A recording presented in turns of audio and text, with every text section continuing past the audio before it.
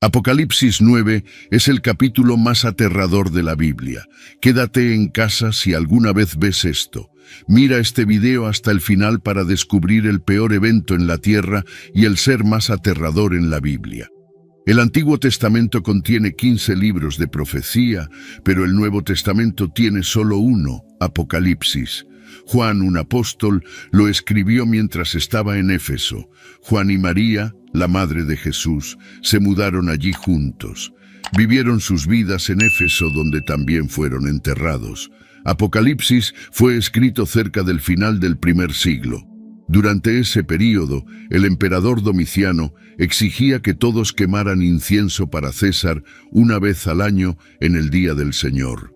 Las personas tenían que estar frente a un altar, levantar las manos y declarar: «César es Señor». Para los primeros grupos cristianos, esto fue un desafío severo. Su fe era evidente: Jesús es Señor. No podían decir «César es Señor» sin enfrentar consecuencias severas. Ahora era crucial ver si los cristianos mantendrían firmemente su fe. Incluso antes de que este libro fuera escrito, las personas ya estaban muriendo por su fe, y todo este libro es una guía para aquellos dispuestos a morir por lo que creen. Inicialmente, la palabra mártir simplemente significaba testigo, pero pronto quedó claro que ser un verdadero testigo por Jesús podría significar perder su vida. Por eso el significado de mártir cambió a alguien que muere por su fe en Jesús. Juan escribió el libro de Apocalipsis, pero está escrito de manera diferente al Evangelio de Juan y sus 3 cartas. Aquí está el porqué. El libro de Apocalipsis fue dado a Juan de una manera única. Dios, el Padre, se lo dio a Jesús, luego Jesús se lo dio a un ángel, quien a su vez se lo pasó a Juan, quien lo escribió para todas las iglesias. Ningún otro libro en la Biblia surgió de una forma tan compleja. Juan escribió lo que vio y escuchó, y a veces lo que vio era tan extraordinario que el ángel tuvo que recordarle 11 veces que escribiera todo. Durante sus visiones, Juan fue llevado al cielo, donde escuchó varias voces y coros cantando, y tuvo que asegurarse de escribir todas esas cosas. Apocalipsis es un libro increíble con un tema claro: el regreso de nuestro Señor Jesucristo a la tierra. Este evento es predicho 318 veces en la Biblia, lo que lo convierte en la predicción más frecuentemente mencionada. El libro de Apocalipsis cubre los eventos que ocurren antes, durante y después del regreso del Señor Jesús. Aquí es donde vemos las trompetas. Apocalipsis está lleno de imágenes y figuras, usa muchos símbolos para ayudarnos a entender cosas que de otra manera serían muy complejas.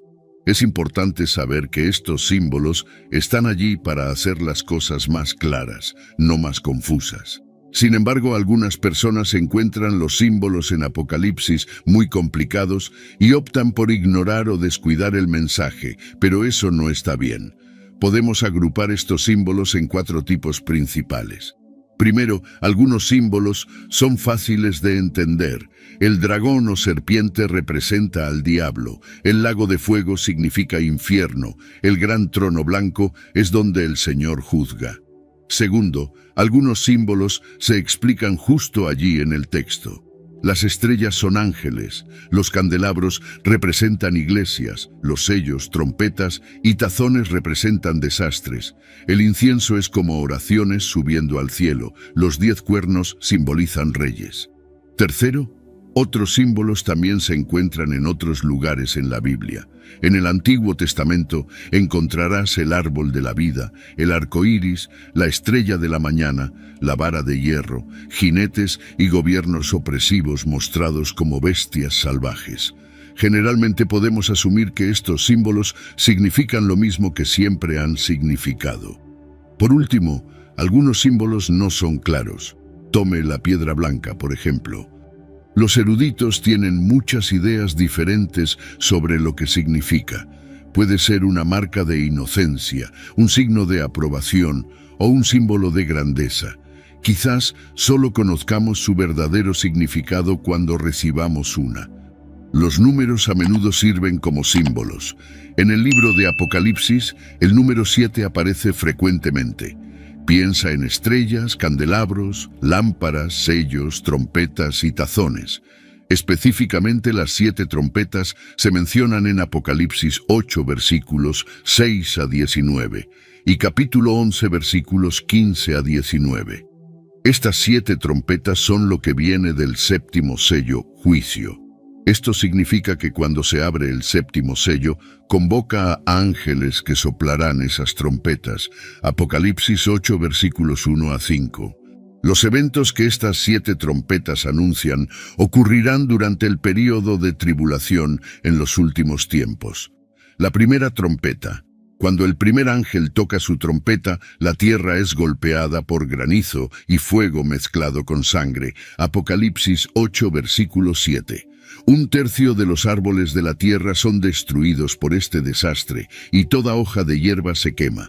Este terrible evento es algo similar al séptimo desastre en Egipto, la segunda trompeta. En el cielo, otro ángel sopla una trompeta.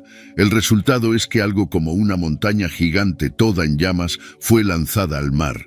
Apocalipsis 8 versículo 8. 1/3 del mar se transforma en sangre, 1/3 de los barcos es destruido y 1/3 de las criaturas marinas muere. Este desastre tiene algunas similitudes con el primer desastre en Egipto. La tercera trompeta. El juicio de la tercera trompeta es similar al segundo, pero esta vez afecta a los lagos y ríos de agua dulce del mundo en lugar de los mares. La cuarta trompeta. La cuarta de las 7 trompetas causa cambios en el cielo. 1/3 del sol fue golpeado, 1/3 de la luna y 1/3 de las estrellas, de modo que 1/3 de ellas quedó oscuro. Tras el juicio de la cuarta trompeta, Juan señala una advertencia importante de un ángel que vuela en el cielo. Esta águila grita alto diciendo: «Ay, ay, ay de los habitantes de la tierra por causa de las otras voces de las trompetas de los 3 ángeles que aún van a sonar». Apocalipsis 8, versículo 13. Es por eso que la quinta, sexta y séptima trompetas son llamadas los 3 ayes. Aquí vemos el primer ay. Apocalipsis 9, versículo 1, nueva versión americana. Entonces el quinto ángel tocó su trompeta y vi una estrella que había caído del cielo a la tierra y la llave del pozo del abismo fue dada a él. Este es el quinto ángel que sopló una trompeta. Antes de eso había 7 sellos y luego vinieron 7 trompetas.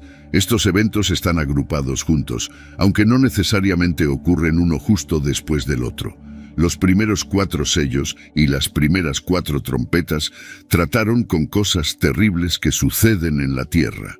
Los primeros 4 sellos involucraron a los 4 jinetes que trajeron dictadura, guerra, hambruna y muerte. Las primeras 4 trompetas causaron daños a plantas, océanos, ríos y el cielo. Los últimos 3 sellos trataron sobre cosas que suceden en el cielo, los gritos de las personas que murieron por sus creencias, acontecimientos extraños en el cielo y una introducción a las 7 trompetas. Las últimas 3 trompetas describirán horrores relacionados con demonios. Leemos sobre una estrella caída. El texto nos dice claramente que esta estrella representa a una persona, referida como él, y no a una estrella real. La palabra caída muestra que esta persona ya había caído antes. Pero, ¿quién es esta estrella? Algunas personas piensan que podría ser Nerón, un ángel caído, un espíritu maligno, Satanás, la palabra de Dios, un ángel bueno, o incluso Jesús mismo. En esta historia, la estrella es mejor comprendida como un ángel. Ahora, si este ángel es bueno o malo, depende de cómo se conecta con el ángel del pozo del abismo, descrito en Apocalipsis 9, versículo 11. Si el ángel en Apocalipsis 9, versículo 1, es el mismo que el de Apocalipsis 9, versículo 11, entonces es un ángel maligno, posiblemente el propio Satanás. Si es un ángel diferente, entonces podría ser un ángel bueno enviado por Dios para abrir el pozo del abismo para traer juicio. Le fue dada la llave del pozo del abismo. El hecho de que esta estrella haya caído nos lleva a pensar en él como Satanás, o quizás otro ángel maligno de alto rango. Sin embargo, la idea de que él recibió la llave nos hace reconsiderar si realmente es Satanás. El concepto de que Satanás reine sobre el infierno no es apoyado en otro lugar en la Biblia. En cambio, Satanás será un prisionero del infierno, no su maestro. Al mismo tiempo, vemos que la llave es dada a este ser en un momento particular y por un motivo especial que avanza el plan de Dios. Sea este ángel maligno o bueno, él forma parte del diseño de Dios, incluso si él no pretende serlo, el pozo del abismo. La gente a menudo se pregunta dónde está. La respuesta más simple puede ser que está en el centro de la tierra, donde todo parece estar en la cima y nada es profundo. Pero algunos creen que la idea del pozo siendo sin fondo es solo un símbolo. El abismo es una prisión para algunos demonios, es probablemente lo mismo que el pozo sin fondo. En un sentido más amplio, este lugar es visto como el reino de los muertos, similar al Hades.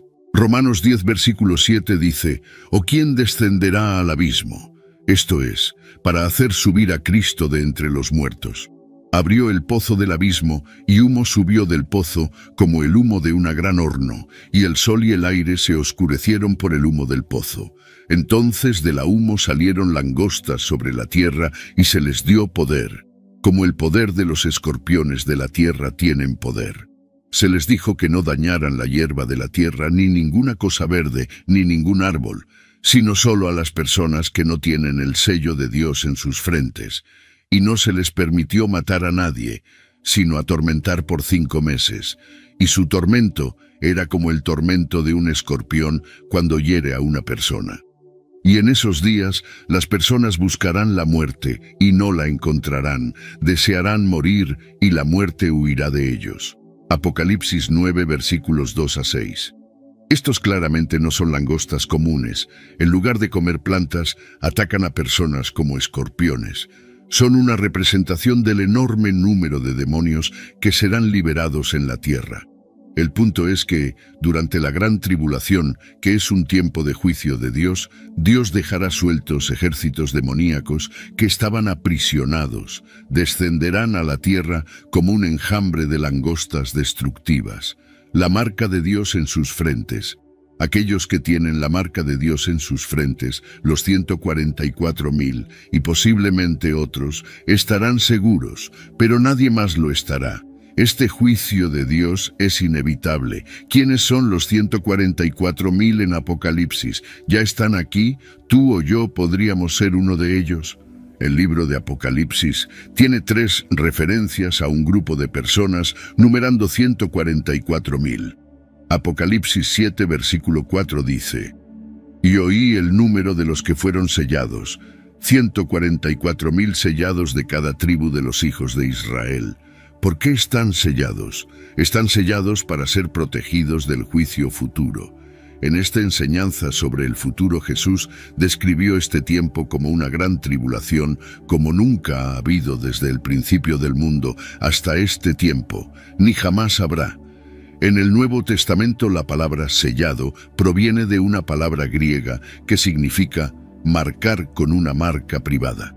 Dios tiene un plan específico y un tiempo para todo, y su objetivo es llevar a las personas al arrepentimiento, según escrito en Apocalipsis 9, versículos 20 a 21. Durante estos tiempos, las personas querrán morir pero no serán capaces. Ellas desearán la muerte, pero la muerte las evitará. No habrá escapatoria de este sufrimiento severo.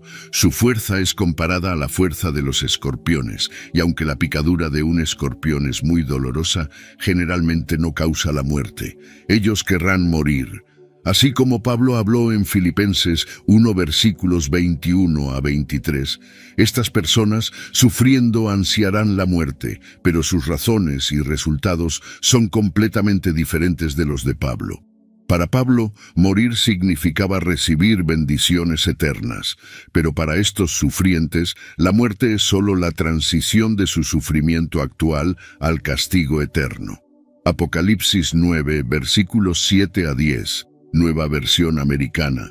La apariencia de las langostas era como caballos preparados para la batalla, y en sus cabezas parecían coronas como oro, y sus rostros eran como rostros humanos.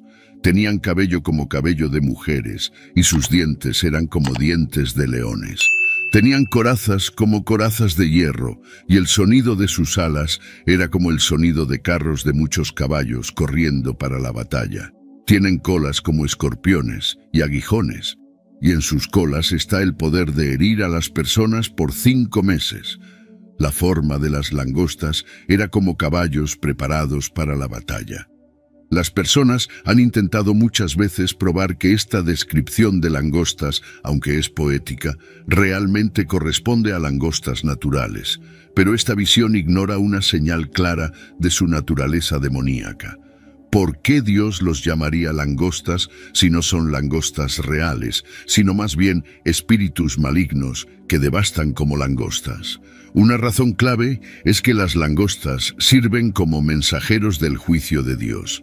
Vemos esto claramente en el Antiguo Testamento, en historias como Éxodo 10, versículos 4 a 14, y Amós 4, versículo 9.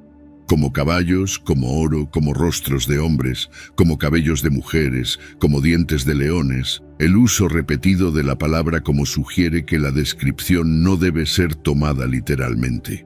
El efecto general de esta imagen es uno de crueldad extraña y aterradora. Las ideas de que estos langostas podrían representar cosas como helicópteros armados utilizados por el anticristo o un gobierno global son interesantes, pero son solo suposiciones y no se alinean con todos los detalles. Parece que debemos aceptar que Dios, atendiendo el deseo de largo plazo de estos espíritus malignos de tener cuerpos propios, creó cuerpos para ellos. Estos cuerpos son espantosamente apropiados, al igual que los espíritus malignos que viven en ellos. No podemos precisar exactamente quién o qué representa el enjambre de langostas. Lo que sabemos con certeza es que, justo antes del fin del mundo, el mal enfrentará un período de sufrimiento demoníaco severo como nunca antes. Los detalles de cómo esto sucederá permanecerán desconocidos hasta que la historia los revele. El líder de estos langostas, Apolión. Apolión y Abadón tienen los mismos pensamientos de destrucción o tormento, perdición. Abadón es un demonio que trabaja bajo Satanás y está a cargo de un abismo lleno de langostas que harán su aparición en escena en los últimos días. Como el Antiguo Testamento y el Nuevo Testamento fueron escritos en idiomas diferentes, la palabra para destructor en griego será diferente de la palabra en hebreo. Esto es algo que necesitamos tener en mente todo el tiempo. Aunque solo vemos el ejemplo en la segunda mitad de la Biblia, en Apocalipsis 9, versículo 11, 5 versículos en el Antiguo Testamento usaron la palabra.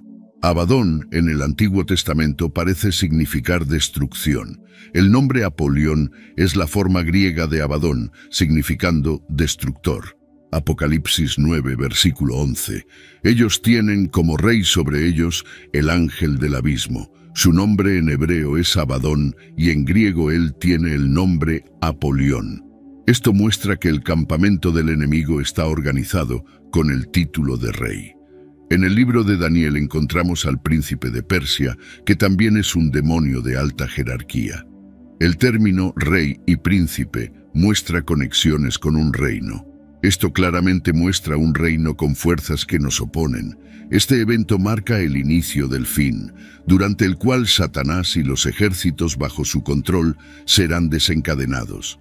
Se le permitirá tomar a aquellos que rechacen a Cristo como Rey durante la limpieza de toda la tierra para abrir camino para un nuevo cielo y una nueva tierra. El nombre Abadón aparece en algunas versiones del Antiguo Testamento. Juan está haciendo una audaz declaración espiritual y política en el libro de Apocalipsis al referirse a ambos, Abadón en hebreo y Apolión en griego.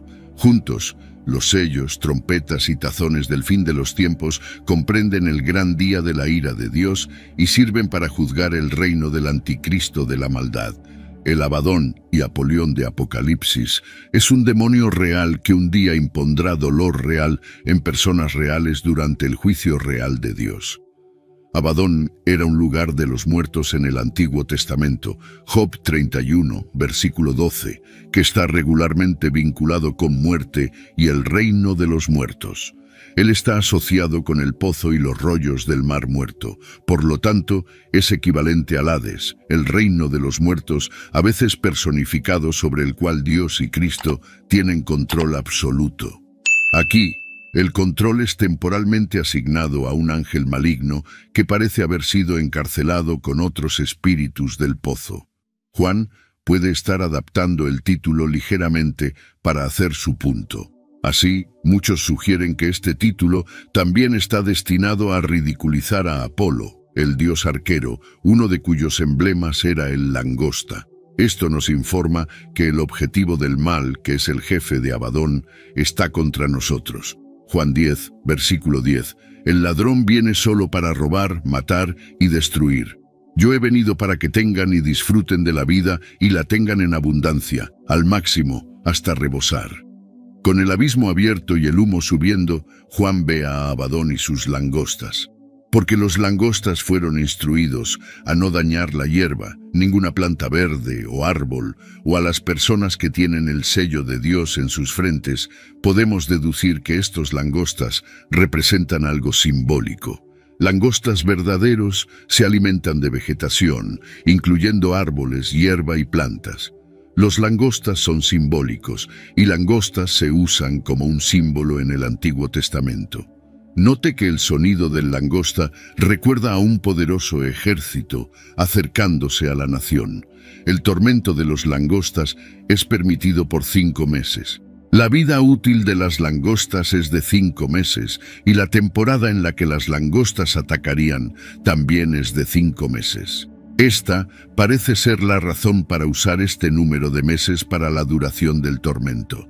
La angustia y agonía no durarán solo unos días, sino mientras las langostas sigan existiendo en el mundo. La única manera de terminar este ataque de las langostas de Abadón es que los atacantes terminen de causar su destrucción.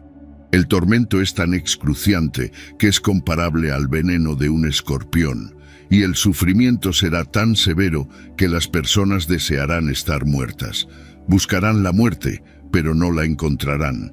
Es claro y consistente en la Biblia que los demonios existen, son entidades que se oponen a la supremacía de Dios. Buscan llevar a cabo su rebelión profana, influenciando a las personas a vivir de maneras que contradicen las intenciones declaradas de Dios. Al mismo tiempo, permanecen bajo su control y pueden ser usados para realizar el plan divino. Los cristianos deben someterse a Dios y resistir las incursiones de Satanás y sus secuaces. Como resultado, necesitamos entender la verdad fundamental de la Escritura sobre el comportamiento de los demonios y sus métodos de influencia. Habiéndonos concientizado del trabajo de los demonios, estamos ordenados a tomar una posición en Cristo y oponernos a Él, ya sea como individuos, corporaciones o estructuras sociales. Ahora estos demonios tienen libre dominio sobre la tierra. Los demonios desean alejarnos de Dios promoviendo el pecado, induciendo tentaciones, atormentando y asustándonos. Como sus equivalentes, la característica de un demonio es espiritual, inmutable e inmortal. Los demonios no son omniscientes y su poder está limitado a lo que Dios permite. Jesucristo vino a la tierra para liberar a los oprimidos del poder de los demonios. Ahora estos demonios son liberados, aunque con límites, Dios está, en última instancia, en control. Nuestro Padre en el cielo no es el destructor, pero fue Dios quien trajo esta destrucción como parte de su juicio justo. Mientras que Satanás es malo y poderoso, no es todopoderoso. Abadón no tiene poder completo sobre los demonios del infierno, aquellos langostas emergiendo del abismo. Incluso en este caso, las langostas solo son capaces de torturar a sus víctimas, no pueden realmente matarlas. ¿Quién los detiene?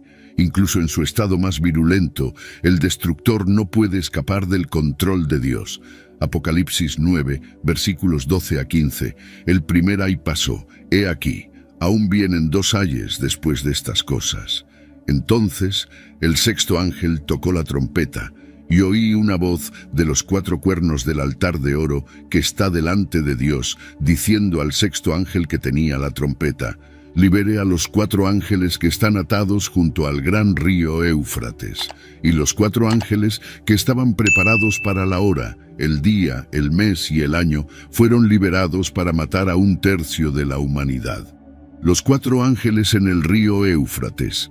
Ese día será un día de ira, será un día de agonía y angustia, será un día de tribulación y devastación, será un día de oscuridad y tristeza, será un día de nubes y oscuridad, será un día de trompeta y grito de batalla. Este evento ocurre en el río Éufrates. El río Éufrates es un río significativo mencionado en la Biblia. Es conocido como un lugar donde comenzó la civilización humana y siempre ha sido visto como un símbolo de vida y límites. Cuando el Éufrates es mencionado en el libro de Apocalipsis, asume un nuevo significado. Se convierte en un símbolo clave en los eventos que la Biblia predice que ocurrirán en el futuro. Esta parte de la Biblia es fascinante y un poco aterradora. Muestra un tiempo en que Dios interviene, y el mundo normal que conocemos encuentra el mundo espiritual de una manera grande, llevando a efectos serios para todas las personas. El propósito de liberar a estos ángeles es provocar gran destrucción, pues tienen permiso para matar a 1/3 de la humanidad. Pero la pregunta es ¿por qué Dios permitiría la muerte de 1/3 de la humanidad? No hay relación necesaria entre estos 4 ángeles y los 4 ángeles mencionados en Apocalipsis 7, versículo 1. Podrían ser los mismos 4 ángeles, pero también es posible que no sean.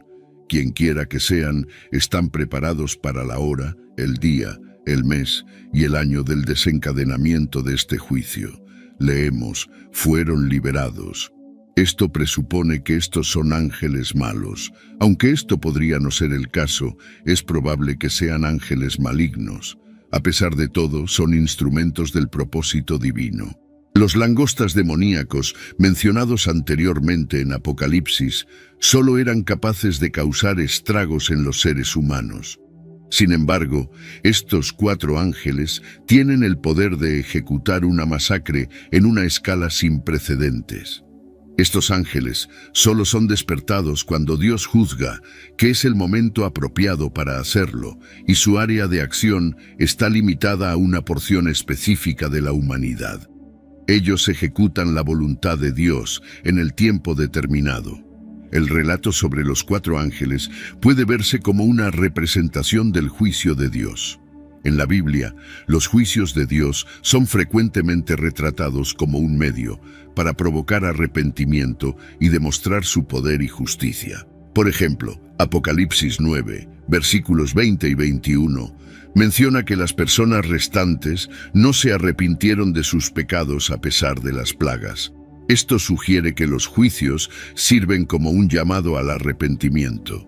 Esta parte de Apocalipsis es una representación de las consecuencias de alejarse de Dios y de la importancia del arrepentimiento. Es una manera de ilustrar la seriedad del pecado y la necesidad de la humanidad de buscar reconciliación con Dios. Apocalipsis 9, versículos 16 a 19 dice: el número de los ejércitos de los jinetes era 200 millones. Oí el número de ellos, y así vi en mi visión los caballos y aquellos que los montaban.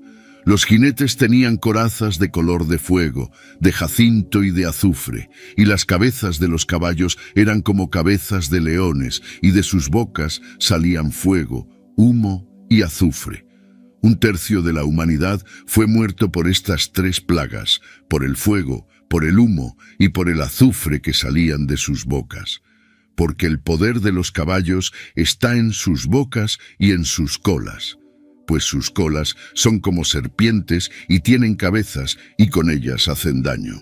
El número mencionado puede no necesariamente tomarse literalmente, pero sugiere un ejército tan grande que es más allá de la cuenta y mayor que cualquier cosa que los humanos hayan visto antes. Estos jinetes son descritos de maneras extrañas y aterradoras, creando una imagen vívida de horror, destrucción y una conexión con fuerzas malignas. ¿Está refiriéndose a un ejército normal o a uno sobrenatural? ¿Estamos hablando de un ejército compuesto por humanos o demonios? Si este pasaje describe un ejército regular de humanos, entonces la descripción extraña podría ser sobre la guerra moderna avanzada. Tal vez Juan está intentando describir las máquinas modernas de la mejor manera que conoce, resultando en esta narración extraña y aterradora. Sin embargo, ningún ejército humano de esta magnitud ha existido jamás. El número total de todos los ejércitos de ambos lados en el apogeo de la Segunda Guerra Mundial era de solo 70 millones. En 1965, China afirmó tener un ejército y milicia de 200 millones, pero muchos dudaron de esta afirmación. Aunque tal ejército se reuniera y avanzara hacia el oeste, es difícil, aunque no imposible, imaginar tal ejército matando a un tercio de la humanidad, tal vez 2.000 millones o más. Por lo tanto, tal vez sea más seguro pensar en esto como un ejército literal de 200 millones, pero uno que es demoníaco, invadiendo la tierra. Esta idea sigue la descripción anterior de un ejército demoníaco como langostas en el capítulo Apocalipsis 9, versículos 20 y 21. El resto de la humanidad que no fue muerto por estas plagas no se arrepintió de las obras de sus manos para no adorar demonios y los ídolos de oro, plata, bronce, piedra y madera, que no pueden ver, ni oír, ni andar, y no se arrepintieron de sus asesinatos, ni de sus hechicerías, ni de su inmoralidad sexual, ni de sus robos. En general, las personas no mostraron ningún arrepentimiento o cambio en sus caminos, incluso ante muchos signos claros y poderosos. No deberían adorar demonios o ídolos, pero las personas continuaron adorando ídolos como si nada hubiera cambiado. Continuaron adorando a demonios, ya sea que lo percibieran o no. Es sorprendente ver cómo las cosas rápidamente parecen volver a lo que las personas consideran normal, después de un gran desastre, como un terremoto. Rápidamente olvidamos las lecciones que Dios nos enseña, incluso aquellas que vienen con sus juicios. Y las personas no se desviaron de sus asesinatos, uso de magia, comportamientos inmorales o robos. Esta lista de transgresiones es una fuerte crítica de nuestros tiempos. De hecho, nuestro mundo moderno está lleno de asesinatos, uso de drogas vinculado a la magia, comportamientos inmorales y robos. Aquellos que escaparán de este juicio. El uso de sellos era común en contextos oficiales. Por ejemplo, un centurión romano habría colocado un sello en un documento que estaba destinado solo para la revisión de su superior. Si los sellos se rompían, la persona que recibiera la carta sabría que la carta había sido alterada o leída por alguien además de la persona que la había sellado originalmente. Vemos el sello de Dios en el libro de Apocalipsis. El libro de Apocalipsis, lleno de visiones misteriosas y mensajes, nos presenta la idea del sello de Dios de una manera muy especial y significativa. El sello de Dios sirve como una marca distintiva. Significa que Dios está protegiendo a ciertos individuos que son sus seguidores auténticos. Este sello se menciona en las visiones de Apocalipsis, particularmente durante los eventos tumultuosos y ominosos. Es importante saber que este sello no es una marca física, es más como un distintivo espiritual. Es una manera de mostrar quién está realmente conectado a Dios y quién está bajo su protección. La idea de sellar en Apocalipsis está arraigada en una práctica antigua, pero se le da un significado espiritual. Va más allá de simplemente establecer autoridad y autenticidad. Se trata de ser reconocido como perteneciente a Dios, especialmente durante tiempos de adversidad y dificultad. Este sello espiritual es una representación poderosa de la fe y protección divina en un mundo caótico e incierto. A medida que exploramos más este tema, descubrimos que el sello de Dios es realmente importante. Muestra que Dios promete protegernos y quiere que permanezcamos leales a Él.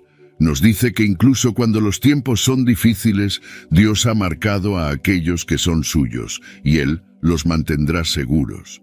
Este concepto de sellar también se ve en Efesios 1, versículos 13 a 14, donde está escrito: en Él también ustedes, cuando oyeron la palabra de verdad, el evangelio de su salvación, y creyeron en Él, fueron sellados con el Espíritu Santo prometido, que es la garantía de nuestra herencia hasta adquirir la posesión de ella, para alabanza de su gloria. Aquí, el sello es equiparado con el Espíritu Santo, dado a los fieles como una señal de su salvación y una promesa de su herencia eterna. Leemos: no dañe la tierra, los mares o los árboles, hasta que hayamos sellado a los siervos de nuestro Dios en sus frentes. Estos siervos de Dios recibirán un sello protector en sus frentes que contiene el nombre de Dios de alguna manera. Apocalipsis 14, versículo 1. Entonces miré, y esto fue lo que vi. El Cordero estaba firmemente establecido en el monte Sión, y con él 144,000 que tenían su nombre y el nombre de su Padre inscritos en sus frentes, significando la posesión de Dios. No se nos dice exactamente cuál es el servicio de ellos, pero los 144,000 están sellados para un propósito específico y único. Sin embargo, la idea general de ser sellado no está limitada a ellos. Un recuento del sellamiento de los siervos de Dios. Se observa que el trabajo fue encomendado a 2 ángeles. Mientras algunos ángeles fueron encargados de restringir a Satanás y sus agentes, otro ángel fue responsable de identificar y diferenciar a los fieles siervos de Dios. Estos siervos fueron distinguidos por el sello de Dios en sus frentes, una marca fácilmente reconocible por Dios. Este sello los separó, garantizando su seguridad y protección durante los tiempos más difíciles. Muchos grupos diferentes han reclamado ser los 144,000. Una visión sobre la identidad de los 144,000 de Apocalipsis 7 y Apocalipsis 14 puede obtenerse de ciertos hechos. Primero, el grupo de personas referido como los hijos de Israel son descendientes del patriarca bíblico Jacob, quien más tarde fue renombrado Israel. También son conocidos como israelitas, Apocalipsis 7, versículo 4. Segundo, su afiliación tribal es específica, Apocalipsis 7, versículos 4 a 8. Tercero, durante el período de la ira de Dios serán protegidos y triunfarán, y encontrarán a Jesús en el monte Sión cuando Él regrese, Apocalipsis 14, versículo 1. Apocalipsis 14, versículo 1, Biblia ampliada. Entonces miré, y esto fue lo que vi. El Cordero estaba firmemente establecido en el monte Sión, y con él 144,000 que tenían su nombre, y el nombre de su Padre inscritos en sus frentes, significando la posesión de Dios. Cuarto, son célibes. Apocalipsis 14, versículo 4. Estos son los que no han sido contaminados por relaciones con mujeres, pues son célibes. Estos son los que siguen al Cordero donde quiera que vaya. Estos fueron comprados y redimidos entre los hombres de Israel como las primicias santificadas y separadas para servicio especial para Dios y para el Cordero. Quinto, son el inicio de una cosecha mayor. Sexto, están marcados por integridad y fidelidad. Apocalipsis 14, versículo 5. Juntos, es difícil argumentar que los 144,000 son simbólicos de la Iglesia. El acto de sellar, como se describe en Apocalipsis, significa una marca divina de protección y propiedad. Este proceso de sellado simboliza una preservación espiritual durante tiempos de tribulación. Cada una de las 12 tribus de Israel contribuye con 12,000 miembros, significando la completitud en la selección de Dios. El número 144,000 es rico en simbolismo. En la numerología bíblica, 12 generalmente representa autoridad divina, completitud, gobernanza perfecta. Multiplicar 12 tribus por 12,000 miembros de cada tribu sugiere una completitud ampliada. El sellado de los 144.000 es un signo de la soberanía de Dios y de su capacidad de preservar a sus elegidos en medio del caos y la destrucción. Esta noción ofrece consuelo a los creyentes, asegurándoles la protección de Dios y la importancia de la fidelidad.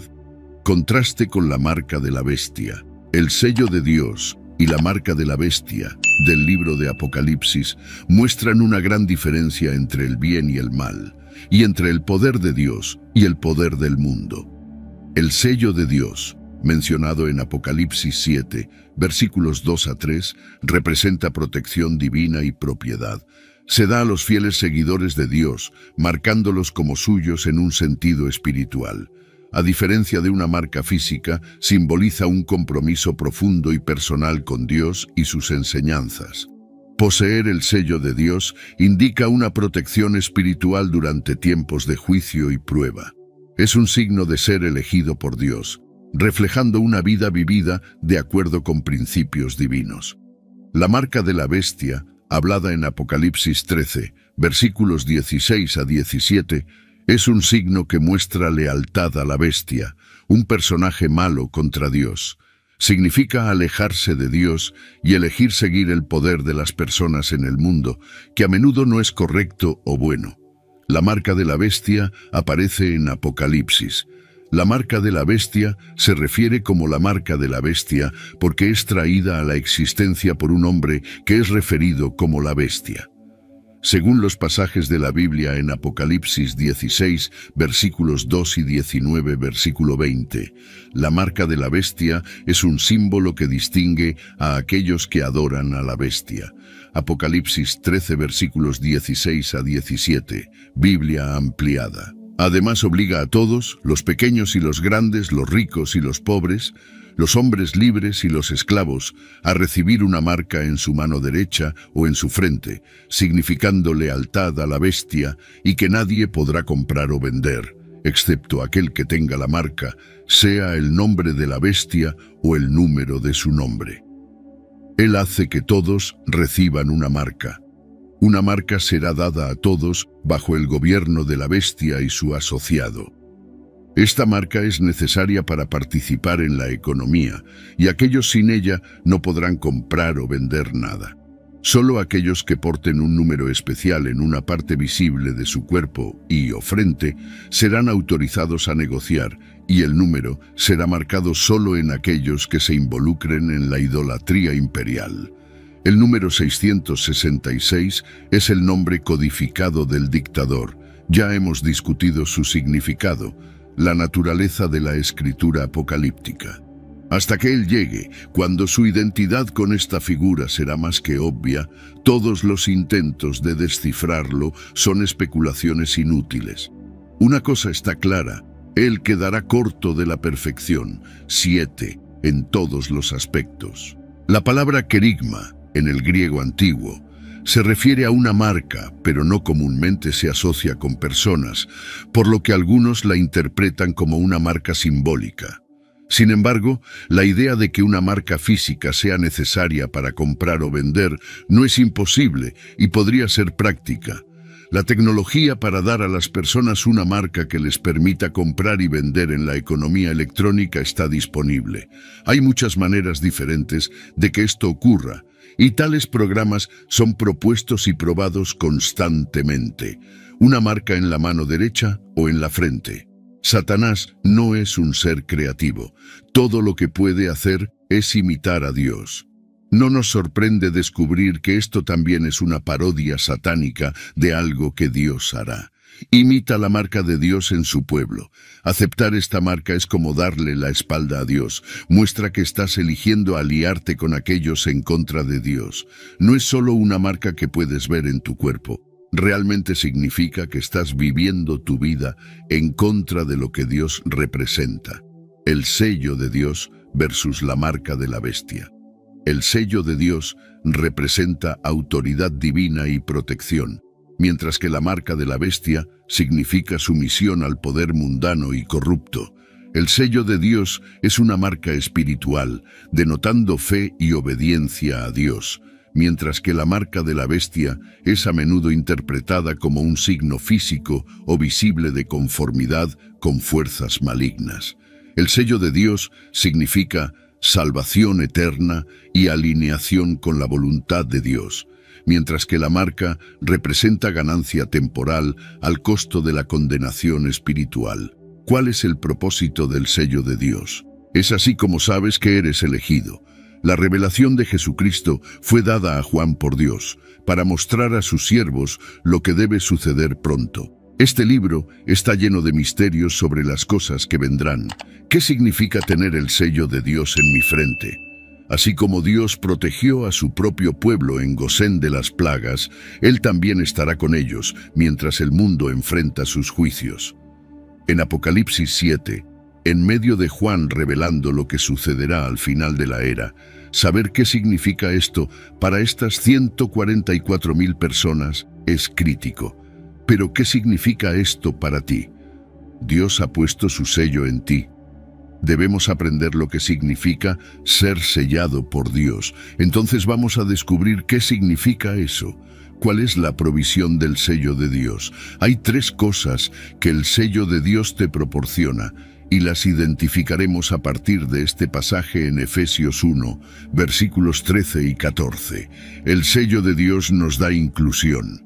Como creyente en Cristo, eres considerado parte de Él. Esto implica que todo lo que le pertenece a Él también te pertenece a ti. Por ejemplo, debido a tu conexión con Cristo, su justicia se convierte en tu justicia también. ¿Qué significa el sello de Dios para vivir en los últimos días? Identifica lo que debes estar haciendo de manera muy similar a los 144.000 en Apocalipsis. Es necesario que sirvas como testigo de Él. A continuación, una explicación de lo que ocurre después de que los 144.000 son sellados en Apocalipsis 7. Apocalipsis 7, versículos 9 a 14, Nueva Versión Americana.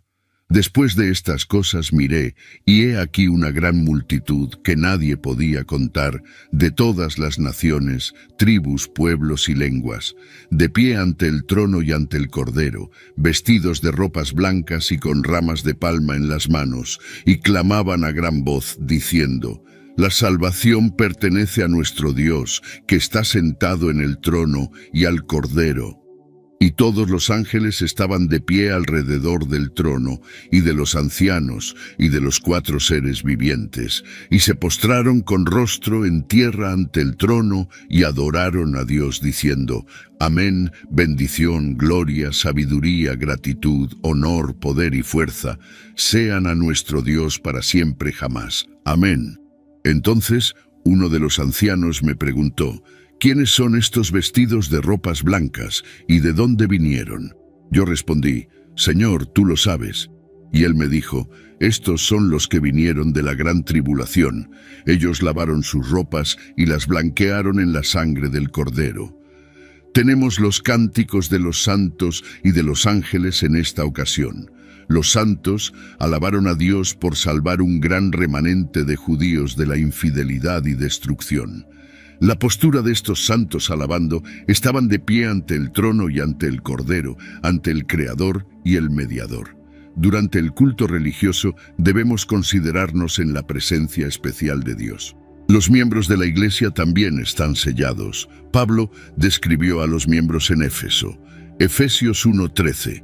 En quien ustedes también, al escuchar la palabra de la verdad, el evangelio de su salvación, y como resultado creyeron en él, fueron marcados con el sello del Espíritu Santo prometido, aquel prometido por Cristo como propiedad y protegidos por Dios. Más tarde les dice: y no entristezcan al Espíritu Santo de Dios, por quien fueron sellados para el día de la redención. Efesios 4:30. Escribiendo para los miembros en Corinto, Pablo habló de Jesucristo, que también nos selló y nos dio el Espíritu en nuestros corazones como garantía. Segunda a los Corintios 1:22, Él también nos selló y nos dio el Espíritu en nuestros corazones como prenda. Aquellos que son guiados por el Espíritu Santo están marcados como cristianos genuinos, hijos de Dios y herederos de la vida eterna. Romanos 8, 14 a 16, porque todos los que son guiados por el Espíritu de Dios, esos son hijos e hijas de Dios. Pues ustedes no recibieron un espíritu de esclavitud para caer de nuevo en el temor, sino que ustedes recibieron un espíritu de adopción, como hijos e hijas, por el cual clamamos, Abba, Padre. El propio Espíritu testifica con nuestro espíritu que somos hijos de Dios. Este sellamiento ocurre en el bautismo, cuando alguien recibe el Espíritu Santo, después de arrepentirse de sus pecados. Hechos 19, 6. Y cuando Pablo impuso las manos sobre ellos, el Espíritu Santo vino sobre ellos y comenzaron a hablar en lenguas y a profetizar. Una distinción importante es que los miembros de la verdadera Iglesia de Dios son sellados por Él para la vida eterna cuando reciben y siguen la orientación del Espíritu Santo. La salvación está limitada solo a los 144.000. Es importante notar que la salvación no está limitada a los descendientes de la antigua nación de Israel, sino que individuos de todas las razas y naciones pueden alcanzarla. Sin embargo, el pueblo de Israel todavía es muy valorado por Dios.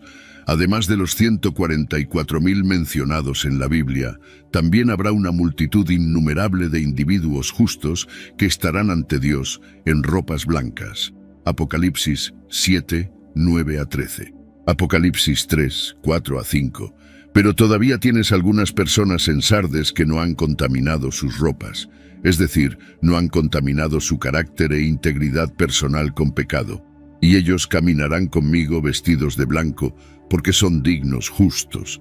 Aquel que vence el mundo, mediante la creencia de que Jesús es el Hijo de Dios, será vestido de ropas blancas, y nunca borraré su nombre del libro de la vida, y confesaré y reconoceré abiertamente su nombre delante de mi Padre y delante de sus ángeles, diciendo que Él es uno de los míos.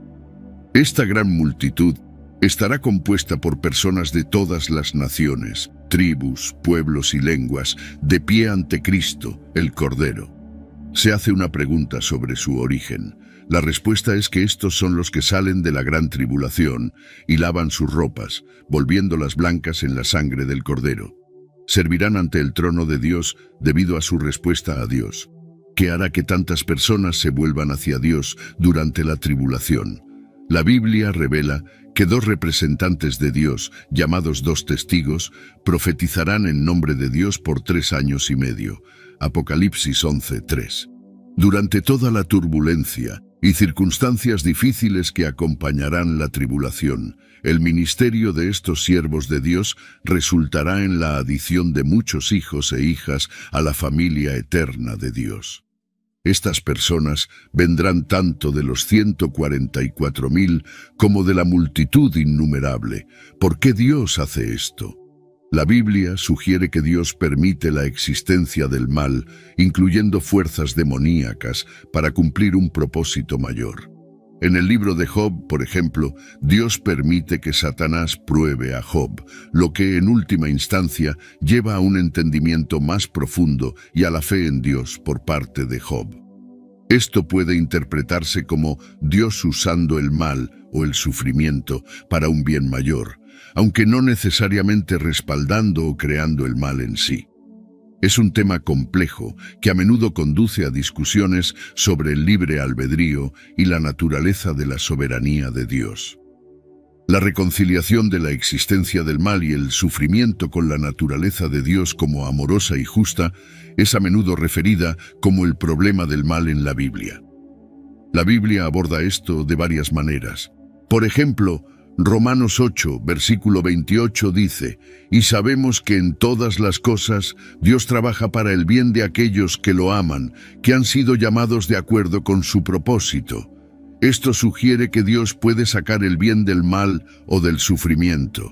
Además, el concepto de libre albedrío, como se ve en Génesis con la historia de Adán y Eva, implica que el mal y el sufrimiento son a menudo el resultado de elecciones humanas en lugar de actos directos de Dios. La coexistencia de un Dios amoroso y justo con el mal y el sufrimiento es uno de los temas más debatidos. La historia sobre los 4 ángeles del río Éufrates es una parte muy importante de la visión de Juan sobre el futuro. Estos ángeles fueron específicamente escogidos y preparados para un momento específico para llevar a cabo una gran tarea. Esta parte de la historia es bastante intensa y nos hace sentir un poco incómodos. Realmente muestra cuán fuertes y severas pueden ser las decisiones de Dios. Puntos clave a considerar en esta narrativa incluyen el significado simbólico del río Éufrates, tradicionalmente visto como una frontera entre naciones y frecuentemente asociado a conflictos y guerras. La liberación de los ángeles marca un tiempo de grandes cambios y caos, un tema común en el libro del Apocalipsis. Reflexionando sobre este pasaje, nos enfrentamos con el misterio y la profundidad del plan de Dios, tal como se revela en las Escrituras. La visión de los 4 ángeles sirve como un recordatorio de la omnipotencia y soberanía de Dios, que está al mando incluso de las fuerzas más poderosas del universo. Esta narrativa nos anima a reflexionar sobre los temas mayores de juicio divino, redención y el triunfo final del bien sobre el mal. Es un llamado a la reflexión personal sobre nuestras propias vidas y nuestro propio lugar en el plan de Dios. Como Apocalipsis 13, versículo 9 dice, «Si alguien tiene oídos, que oiga». Esta es una convocatoria para escuchar, entender y responder a las verdades profundas encontradas en la palabra de Dios. En general, los 4 ángeles en el río Éufrates no son solo una historia del pasado, es un mensaje vivo relevante para hoy. Esto nos invita a continuar aprendiendo y a estudiar la Biblia con cuidado para entender mejor. Haciendo esto, podemos aprender más sobre la enseñanza de Dios y encontrar ayuda para nuestra vida cotidiana. Vamos a estar ansiosos y abiertos para aprender más y fortalecer nuestra fe. China tiene un papel en los tiempos del fin. Muchas personas que estudian las profecías bíblicas piensan que una sección en Apocalipsis 16, versículos 12 a 16, podría estar hablando sobre China en los últimos días. Esta parte de la Biblia describe una batalla enorme e importante llamada Batalla del Armagedón. Sucede al final de un período difícil llamado tribulación, siguiendo el 6º juicio atrevido. En ese punto, el río Éufrates se secará. Esto permitirá que los reyes del Oriente crucen el río seco para invadir el cercano Oriente y avanzar hacia Israel. Es la frase «Reyes del Oriente» lo que hace que muchas personas piensen en China. Creen que el ejército chino o un grupo liderado por China usará esta oportunidad para moverse rápidamente hacia el oeste para unirse a las fuerzas con el ejército del Anticristo. En los tiempos del fin, muchas naciones intentarán su suerte en la conquista. En última instancia, su lucha será contra Dios. La tribulación será un tiempo tumultuoso de guerra, desastres y juicio divino, pero Dios tiene todo bajo control, como el Salmo 2, versículos 2 a 6 asegura. Salmo 2, versículos 2 a 6. Los reyes de la tierra toman posición, y los gobernantes conspiran juntos contra el Señor y contra su ungido, diciendo, «Vamos a romper sus cadenas y arrojar sus cuerdas de nosotros. Aquel que está sentado en los cielos se ríe, el Señor se burla de ellos». Luego les hablará en su ira y los aterrorizará en su furia, diciendo, «Pero yo he instalado a mi rey sobre Sión, mi montaña santa». Si este contenido fue valioso para ti, te pido que te suscribas para que no te pierdas ninguno de nuestros próximos vídeos. Juntos podemos iluminar más mentes y expandir nuestro entendimiento. Gracias por estar aquí y que Dios te bendiga.